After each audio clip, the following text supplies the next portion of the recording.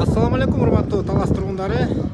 Мен сиздерге бүгүнкү чыгарылыштагы бир аз өзгөчөрөөк ушул базардын ортосунан Орозалы соода түйүнү сатыкка чыгып жатат. Ошол торговый центрди мен сиздерге тартып берем. Манас көчөнү баарыбыз билебиз. Бул жакта мынакей ушундай соода түйүндөр аябай көп. Сейтек жана башка Манас универмагы, кыскасы бул жактарды көрүп атасыздар. Мына ушул жерде мындайча айтканда базардын дал ортосунда сооданын кайнаган жеринде мына ушул 3 кабаттуу ушул Орозалы торговый центри сатыкка чыкты. Анда эмесе видеонун аягына чейин көрүп туруңуздар. Мен сиздерге жалпы ичин аянттардын баарын тартып толук маалыматтарды бермекмин. Мени бул жерде кожоюну күтүп турат.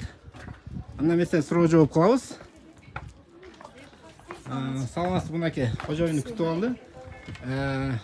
Siz kameraya biraz yakınırak kelip alыңыз. Men суроолорду берип турам. Так жооп берип, элге маалыматтарды так берели.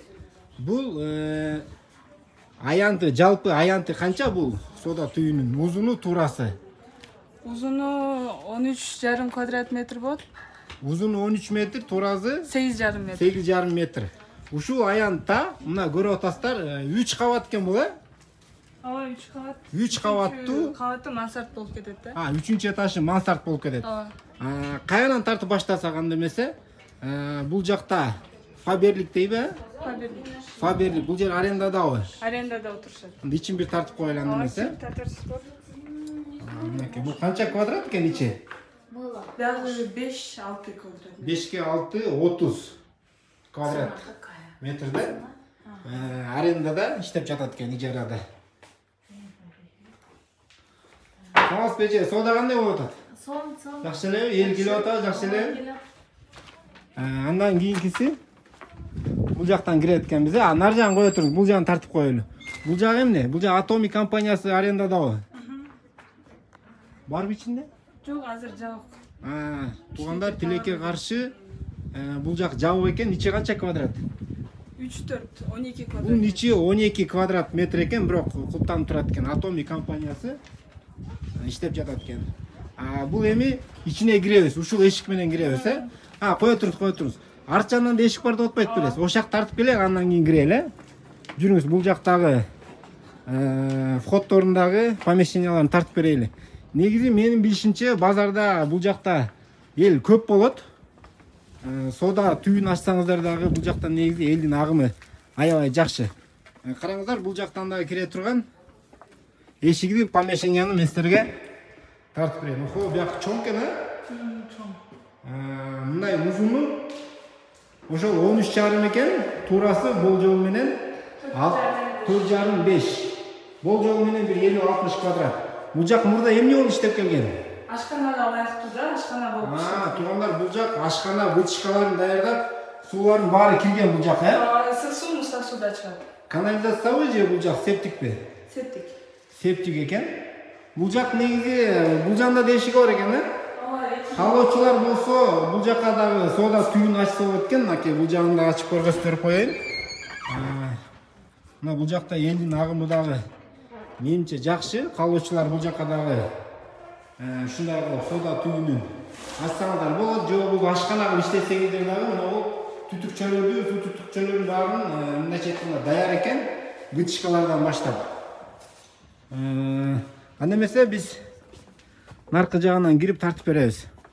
Иш жагын. Бул жак детский экен. Ассаламу алейкум. Байке кандай соода болуп атабы? Жакшы, башыр. Элдин агымы кандай бул жакта? Жакшы. Жакшы эле соодалар болуп атабы? Эгерде бул зданияны ала турган киши болсо, эгерде целенаправленно жакшы нерсе ачам десе, иш жакшы болуп берсе. Негизи эле базардын дал ортосунда аябай жакшы жерде точка. Мен да сиздерге баса белгилеп айтып коеюн.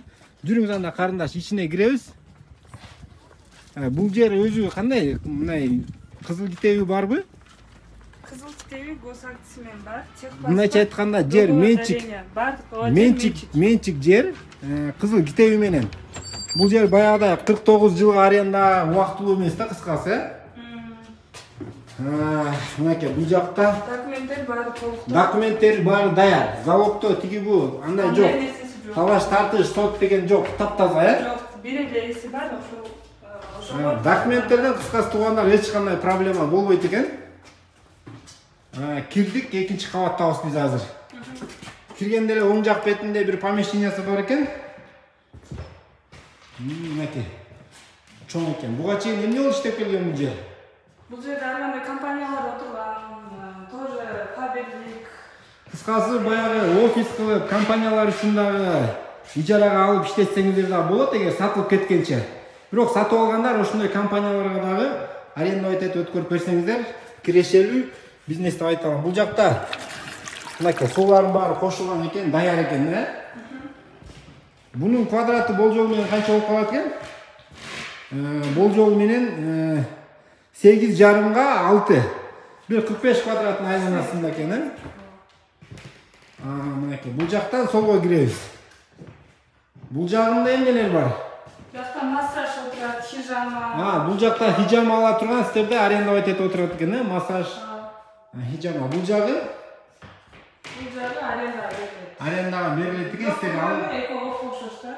Көлөмү ичи окшош экен, узуну менимче бир 5ке 2 экен, э? Ушул 2 помещенияны дагы арендовать этсеңиздер болот экен. 3-чү кабатына чыгабыз анда эмесе.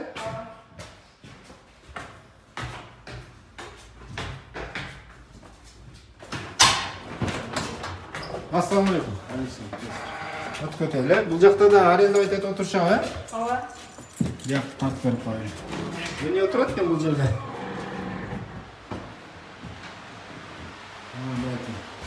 Даяр квадраты менимче 6га 5 экен, 30 квадраттын айланасында.